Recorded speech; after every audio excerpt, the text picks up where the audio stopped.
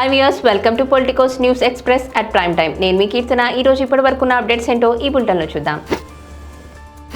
భారత్పై పాకిస్తాన్ క్షిపణులు డ్రోన్లతో దాడులకు తెగబడుతున్న విషయం తెలిసిందే. తాజాగా శ్రీనగర్లో మరోసారి భారీ పేలుళ్లు సంభవించినట్లు ఆర్మీ అధికారులు పేర్కొన్నారు. శ్రీనగర్ విమానాశ్రయం సమీపంలో 11:45 గంటల ప్రాంతంలో 2 భారీ పేలుళ్లు శబ్దాలు వినిపించాయని తెలిపారు.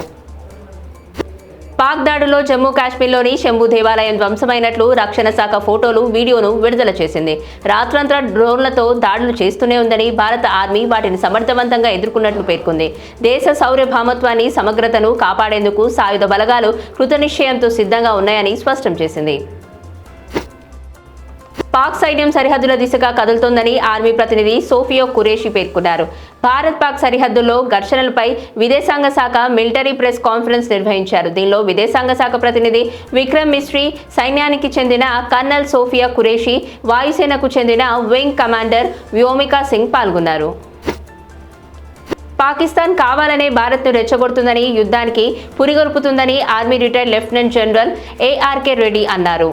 ఒకవేళ ద్వైపాక్షిక చర్యలు వెనక్కి తగ్గుతామని ప్రకటించిన ఆ దేశాన్ని అంత సులువుగా నమ్మకూడదన్నారు. భారత్తో యుద్ధానికి కాలు దువ్వితే పాక్ ఆక్రమిత కాశ్మీర్, బలోచిస్తాన్ వంటివి కోల్పోవాల్సి వస్తుందని వ్యాఖ్యానించారు. గత 2 రోజుల నుంచి జమ్మూ కాశ్మీర్ సరిహద్దు ప్రాంతాలపై పాక్ జరుపుతున్న దాడుల్లో దాదాపు 20 మంది పౌరులు మృతి చెందిన విషయం తెలిసిందే.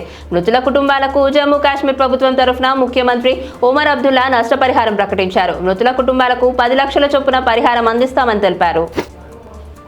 ఉగ్రవాద నిర్మూలనలో సాయుధ దళాల ధైర్య సాహసాలు దేశ ప్రజలందరికీ గర్వకారణమని ఏపీ స్పీకర్ అయ్యన్న పాత్రుడు అన్నారు. దేశ రక్షణ కోసం పోరాడుతున్న వీర జవాన్లకు సంఘీభావంగా తన 1 నెల వేతనం జాతీయ రక్షణ నిధి, నేషనల్ డిఫెన్స్ ఫండ్స్ కు విరాళంగా ప్రకటించారు. ఈ మేరకు ఆయన సామాజిక మాధ్యమం ఎక్స్ వేదికగా పోస్ట్ చేశారు.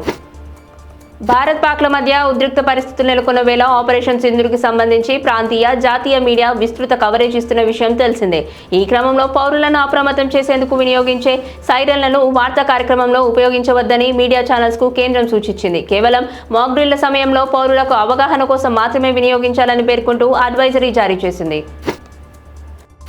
భారత రక్షణ పరిశోధన మరియు అభివృద్ధి సంస్థ సరికొత్త ఆవిష్కరణ దిశగా కీలక అడుగులు వేస్తోంది. సరిహద్దులోని క్లిష్టమైన సైనిక కార్యకలాపాల్లో భద్రతా దళాలకు అండగా నిలిచేందుకు మానవ ప్రమేయాన్ని తగ్గించి ప్రాణ నష్టాన్ని నివారించే లక్ష్యంతో ఒక హ్యూమనాయిడ్ రోబోను అభివృద్ధి చేస్తున్నట్లు DRDO ఈ రోజు వెల్లడించింది. ఈ రోబో సైనికుల మాదిరి నడుస్తూ మానవ ఆదేశాలను స్వీకరించి నిర్దేశిత లక్ష్యాలను పూర్తి చేయగలదు.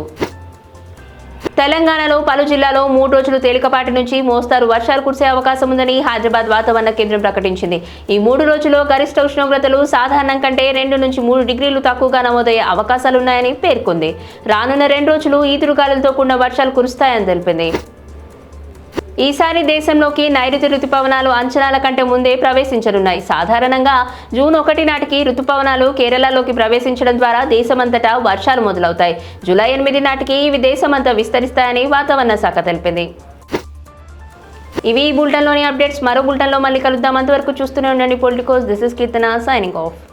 Please subscribe to the channel and download the Politicos app from the links in the description.